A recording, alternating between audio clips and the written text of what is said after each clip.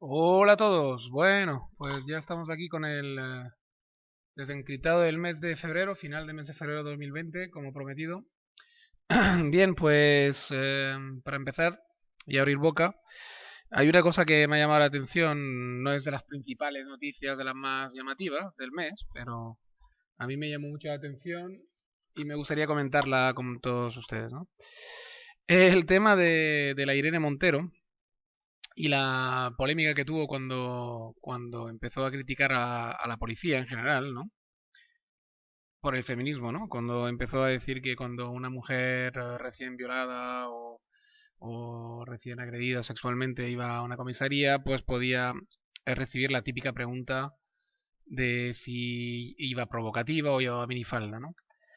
La policía, evidentemente, el sindicato de la Policía Nacional, de la Guardia Civil, etcétera, le saltaron encima a la yugular porque realmente es un comentario, aparte de muy denigrante, o sea, una ministra que está denigrando a su propia policía, porque tiene que recordar la señora Irene Montero que ahora es ministra de España, ministra de yo que sé qué, pero es ministra, por lo tanto ya tiene un cargo, digamos, institucional y importante, por lo tanto no puede ya comportarse como si fuera una niñata y tiene una responsabilidad ante sus votantes y ante toda España, ¿vale? Y entonces esto es lo primero que tiene que recordar. Luego la policía se lo ha evidentemente puesto bien clarito, ¿no? Diciendo que esos son comentarios totalmente de hace 1000 años, ¿no? O sea, quiero decir, eso podía ser válido quizás en los años 50, 60, 70, quizás 80, pero hombre, en el año 2020, decir que un policía con la que le puede caer si hace algo así, pueda comentar algo así, vamos, no se lo cree ni ella. Lo que pasa es que, claro, ¿qué pasa con la izquierda esta posmoderna que tenemos hoy en día, no? Que para sobrevivir y para poder tener temas con los que defender y a los que, digamos, aferrarse para poder seguir en el poder, que al final es lo único que les interesa a casi todos los políticos, por no decir a todos, de cualquier signo, ellos, desgraciadamente, no les quedan muchos temas que defender.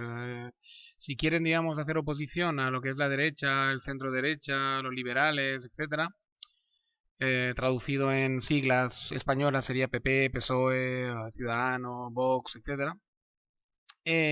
Claro, solo les queda el tema digamos, inventarse pues causas. Porque, claro, ahora ya decir que uno va a defender a un trabajador queda un poco ridículo, porque los trabajadores del siglo XIX, XX, en las minas, desprotegidos, sin sindicatos apenas, o nadie que les defendiera, y con el típico capitalista, jefe capitalista con el puro en la boca, gordo como un cerdo, y el trabajador delgado y tal y cual, estos son cosas que han pasado bastante a la historia, ¿no? Pero bastante, bastante. Hoy en día tú ves a un currante de cualquier oficio, la verdad es que esta gente no vive en la realidad, claro, y bueno, y ves más panzones que delgados, la verdad, las cosas como son. Y claro, como no les queda, digamos, nada que defender, ni hay niños por ahí muriéndose de hambre por las esquinas, ni hay una pobreza extrema en casi ningún sitio de Occidente, ¿qué pasa? Que la izquierda posmoderna, pues claro, ha decidido pues inventarse causas. Entonces, claro, pues que si el colectivo LGTB, que si eh, matan a una mujer en toda España durante, no sé, vamos a poner que hay unos 40, 50 asesinatos entre parejas, ¿no? Asesinatos machistas, como se dicen hoy en día. Y tal y cual, sobre una población de flotante de unos 48 o 50 millones de personas, resulta que es el tema número uno de el más importante, ¿vale? Bueno, lo han decidido así y ya está, ¿no? Y así pues te podría decir 40.000 ejemplos, ¿no? Pero es que es como la iglesia de antes, es como cuando la iglesia era la que dominaba el cotarro, ¿no?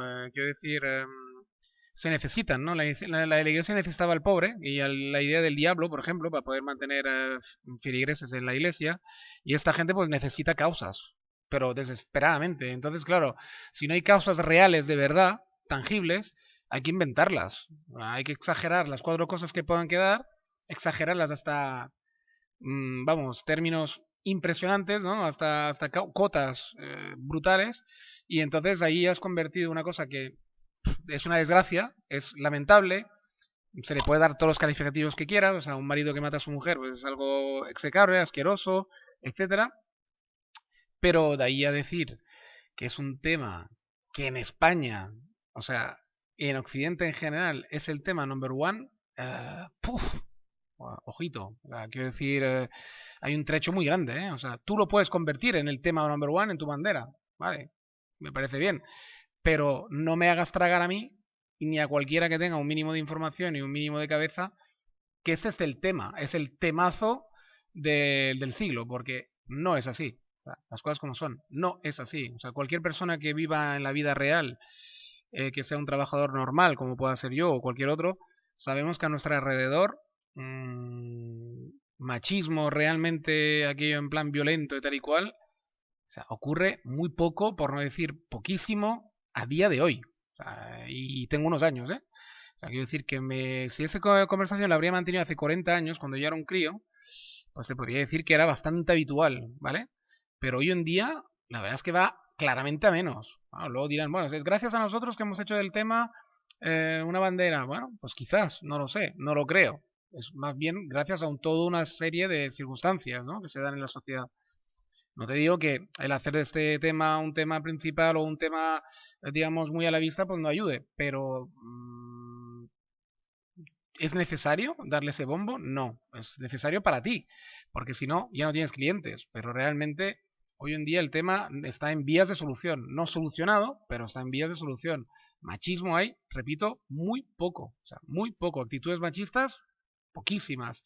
Realmente machistas y que realmente alguien, digamos, esté intentando someter a una mujer hoy en día en Occidente, aparte que es dificilísimo porque las mujeres han evolucionado muchísimo también, aparte es que no hay nadie con esa intención, o sea, o muy poca gente con esa intención. Entonces, claro, lo que pasa es que, claro, si quieres hacer ese tema la bandera de tu partido, pues claro, evidentemente tienes que mantener el foco ahí a tope y el fuego bien encendido, ¿no? Ya le digo, igual que la iglesia antiguamente.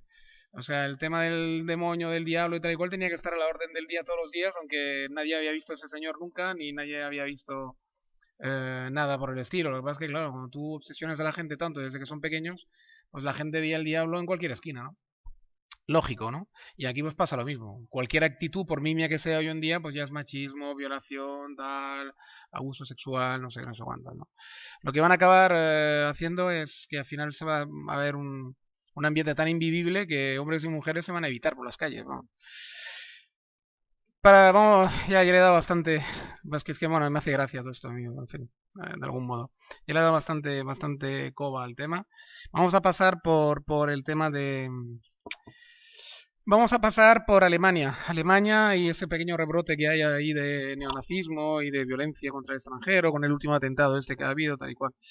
Todo esto es bien cierto y se puede observar a simple vista. Hay un rebrote, está clarísimo. En Alemania parece que está más acentuado cuando en Francia es donde realmente está el problema, ¿no?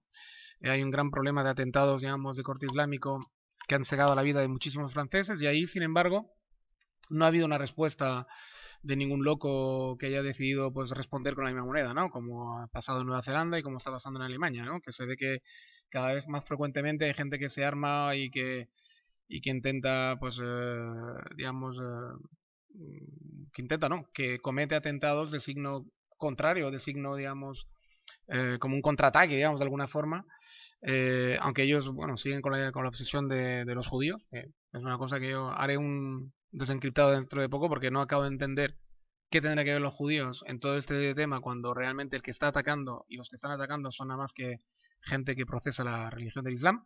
Con eso no quiero decir que el Islam sea igual a terrorismo, no empecéis a meterme en ese saco, pero me vengo a referir que, bueno, ser realista no te hace racista. O sea, quiero decir, el problema de los atentados, digamos, de corte racista religioso, digamos, porque se le podría llamar así perfectamente, es un problema del Islam. El Islam, digamos, hay cada vez más musulmanes en Europa y dentro de esos musulmanes hay un pequeño porcentaje, pero es un porcentaje muy peligroso, porque es un porcentaje nimio, pequeñísimo, pero muy peligroso, insisto, que está cometiendo atentados en toda Europa. Y esto es un hecho, quiero decir, no se puede negar. Entonces, sí, no hay que estigmatizarlo ni hay que poner esto en el mismo saco, evidentemente. Pero, y yo soy el primero que no lo hace, pero tampoco hay que dejar de decir la verdad. Es decir, entonces el problema probablemente está detrás de ese rebrote en Alemania del neonazismo y de los atentados básicamente a musulmanes, como el último atentado que se ha vivido. Pero lo que sí me extraña es que siga habiendo atentados o intentos de atentados también a judíos. Eso es lo que no acabo de entender. ¿Qué relación tendrán los judíos con los musulmanes? Los musulmanes son los que atientan, son los que matan, son los que realmente la lían. Por lo menos gente de confesión musulmana, repito, que ha cometido esos atentados. No todos los musulmanes, ya lo sé. Pero sin embargo, sigue habiendo un odio y un racismo hacia los judíos. Es una cosa que a mí me tiene alucinado, básicamente, ¿no? Que evidentemente yo lo que quisiera es que no hubiera contraataques tampoco de locos racistas hacia musulmanes que nada tienen que ver con los atentados anteriores. Quiero decir que todos esos son locos que se retroalimentan, pero observando la realidad tal y como es bastante curioso, ¿no? Que al final en Alemania hubo, por ejemplo, el intento de atentados contra una sinagoga. No se entiende. Es decir, no... Bueno, el último atentado, aunque tampoco se entienda, quiero decir que no es que la apoye, pero me refiero, es más entendible, ¿no? O sea, ha habido atropellos en aquella nefasta Navidad en Colonia, cuando hacen los mercados de Navidad, esos famosos de Alemania, ¿no? Y el atropello ese masivo que se llevaron por delante un montón de alemanes y muchísimos atentados más contra alemanes, digamos, hechos todos por musulmanes, pues, refugiados afganos, sirios, etcétera, o más de más nacionalidades. Y se puede llegar a entender que un loco un día pues se erija como el vengador, ¿no? E intente, digamos, hacer un contraataque contra la comunidad musulmana de donde han salido esos atentados, ¿no? Pero que lo que no se puede entender es que lo hagan contra las sinagogas. ¿Por qué tendrán que ver los pobres judíos otra vez, ¿no? En todo esto, pero en fin. Se ve que el alemán es bastante terco y bueno, y aparte bastante violento. Ya se ve que la Segunda Guerra Mundial, la derrota que tuvieron y la derrota del nazismo de mucho no ha servido, porque se ve que el instinto alemán sigue bastante fuerte, porque en Francia, repito, ha habido pero el triple o el cuádruple de atentados islámicos que en Alemania, y a día de hoy no ha habido ninguna respuesta o ninguna respuesta seria, digamos, de un tío loco de verdad que haya planificado un atentado, un contraatentado contra el mundo musulmán en Francia, ¿no? Eso dice mucho de los franceses, dice bastante de Francia, y en Alemania pues habla bastante mal de ellos una vez más, ¿no? O sea, una vez más los alemanes quedan retratados como, desgraciadamente parece que son, gente violenta y que realmente lo único que nos están ahora dando es como una imagen de que ya no lo son, pero dentro del corpus alemán se ve que el racismo está muy, muy metido todavía a día de hoy, ¿no? Y de ahí, pues los contraataques, ¿no? Evidentemente, ¿no? Luego, pues nada, el tema del coronavirus creo que ya queda todo dicho, ¿no? En el anterior audio vídeo, los que me escucháis ya habéis visto mi opinión. O sea, yo creo que es un histerismo en toda regla y que hay que mantener la calma y ya se ve que, bueno, pues una gripe fuerte, más contagiosa de lo normal y que hay que tener cuidado. Lo que pasa es que, claro, los medios de comunicación viven de lo que viven. Hoy en día todo está relacionado con el mercadeo, con la publicidad, etcétera. Pues bueno, pues ahí estamos, ¿no? Con el espectáculo ese de hay que rellenar páginas, hay que rellenar horas de programación y el coronavirus les ha venido de perla, ¿no? Yo creo a todos. Y bueno, el tema de que haya nacido en China, pues bueno, vale que no ha ayudado, porque claro, como China es una dictadura capitalo-comunista, o no sé cómo llamarla ya, bueno, una dictadura simplemente, una tiranía, pues claro, que venga de un país así tan opaco, pues me imagino que ha hecho que el histerismo, incluso en el mundo médico, quizás haya sido más, al principio al menos, más fuerte y que siga siendo, pero ahora ya el histerismo que ha cogido la gente pues es bastante ya un poco inadecuado, ¿no? Por no decir totalmente inadecuado, ¿no? Luego quería comentar, bueno, los únicos que han salido beneficiados a nivel, digamos, geopolítico son los Estados Unidos, que les viene de coña que China, digamos, vaya a tener problemas económicos y vaya a tener... Y supongo que detrás de todo ese histerismo puede ser que agentes norteamericanos hayan contribuido bastante, porque claro, cuanto más follón y más, digamos, jaleo se arme con todo esto, pues peor queda China y me imagino que en la guerra comercial que tienen, pues a Estados Unidos de alguna forma le viene bien, ¿no? Por lo menos conociendo al amigo Donaldo Trompillo, pues podría ser que hayan metido la cuchara bastante. Y luego, pues bueno, a nivel nacional aquí, español, pues ya tenemos aquí la triada Bilbao, Barcelona, Madrid, o Madrid, Barcelona, Bilbao, darle el orden que queráis. en pleno funcionamiento, ¿no? Lo que sí me ha encantado y me ha hecho muchísima gracia es la tractorada esta a nivel de toda España que han recibido ya, porque eso es la España real, que por fin yo quiero hacerle esa lectura, ¿no? Porque ya sé que a lo mejor tiene otras lecturas muy variadas, pero a mí me encanta hacer la lectura de que es la España profunda que por fin se revoluciona contra la tríada Madrid-Barcelona-Bilbao. Los que me escucháis alguna vez ya sabéis, pero en más de una ocasión, que ya sabéis que a mí, de hecho voy a hacer al final acabaré haciendo un audio que se titulará así, porque es que me encanta a mí el concepto de este Bilbao-Madrid-Barcelona.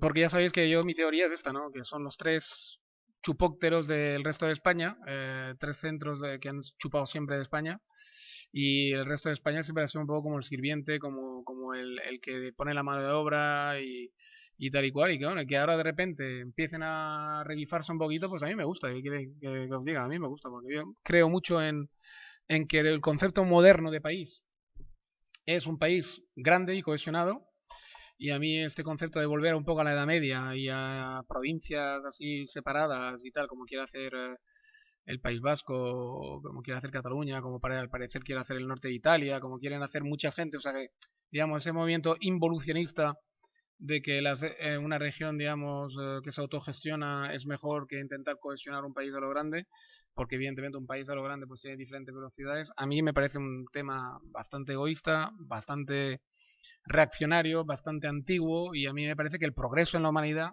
vino cuando realmente empezamos a inventar los estados-naciones cohesionados. ¿Que tiene defecto un estado-nación? Sí, que nos ha llevado al principio del siglo XX a grandes confrontaciones y tal, sí, pero en realidad todo esto es un sí muy, muy, muy matizado, ¿eh? Habría mucho matiz ahí que no tengo tiempo ahora de matizar, que haré ir haciendo pequeños audiovídeos de tanto en tanto con lo que opino de todo esto, pero hay muchísimo matiz en todo eso, ¿eh? Muchísimo matiz, porque la Segunda Guerra Mundial y la Primera Guerra Mundial, aparte de encerrar racismo y todo el tema, sobre todo la Segunda, había sobre todo una lucha por la hegemonía para controlar el petróleo, que era la nueva fuente de fuerza después del carbón, y para controlar el mundo, al fin y al cabo. Fue una guerra entre ricos, entre países ricos, entre países europeos, con el hijo, digamos, que se nos hizo mayor, que era Estados Unidos, digamos, Europa y Estados Unidos, para ver quién se quedaba con el pastel, si el mundo anglosajón, o si el mundo germánico, o si el mundo francófono, ¿no? Al final fue el mundo anglosajón que ganó y es hasta ahora pues el gran jefe, ¿no? Y Washington se ha convertido un poco como la antigua Roma, ¿no? Y Londres sería un poco como Atenas de aquellos tiempos, ¿no?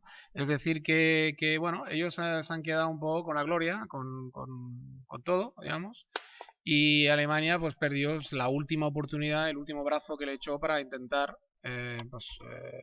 conformar, ser la reina del imperio que se veía que iba a ser, digamos, europeo sí o sí, ¿no? Por todo el tema de las colonias antiguamente en el siglo anterior, etcétera, etcétera, ¿no? Entonces, bien, y aquí pues en España, a nuestro pequeño nivel, pues tenemos aquí el famoso Bilbao-Barcelona, con esa suerte que tuvieron geopolítica de tener fronteras con Francia terrestre, que se convirtieron después de, como ya he explicado varias veces, después de la era industrial en los dos sitios más potentes de España por una conjunción de circunstancias, digamos, geopolíticas que hicieron que eran los dos puntos de España más adecuados para concentrar riquezas. Madrid pues se conformó con las migajas, porque nunca han tenido ese espíritu parisino, digamos, de realmente intentar cohesionar algo serio, sino que siempre se conformaron con las migajas de la industrialización, o sea, pusieron a trabajar a los burgueses catalanes y vascos y ellos se conformaron con trincar dinero sin hacer nada más. Pues así les va, ¿no? O sea, ahora Bilbao y Barcelona, claro, van de jefes, y Madrid, pues si quiere conservar algo de las migajas, que siempre es lo único que se ha contentado, incluso en la época de Franco, para mí. Franco fue el que intentó hacer algo más, pero vamos, o era muy torpe, o no tenía ni puta idea, o realmente lo hizo fatal, porque realmente lo que hizo fue más de lo mismo, ¿eh? O sea, conformarse con las migajas de Bilbao y de Barcelona. Cuando digo Bilbao y Barcelona, claro, estoy hablando de Euskadi entero y de Cataluña, pero todo el mundo me entiende, ¿no? Conformarse con las migajas de la era industrial y conformarse con que se quedaran sobre el papel españoles y con que siguieran pagando impuestos y que los burgueses siguieran rendiendo pleitesía en Madrid y poco más, porque a la hora de la verdad ni cohesionaron país, ni aprovecharon para intentar españolizar ni Euskadi, ni Madrid, ni Bilbao, ni muchísimo menos. Al revés, o sea, se han hecho se han hecho comer la tostada totalmente por esos dos y ahora están a la merced de ellos, ¿no? Y con el PSOE lo único que se acentúa más y se ve todavía más, ¿no? Pero en realidad con el PP es lo mismo, ¿eh? No os engañéis. Lo que pasa es que se ve menos, disimulan con grandes palabras, con grandes historias, pero al final es más de lo mismo, ¿eh? Porque el PP nunca ha hecho nada diferente al PSOE en ese aspecto.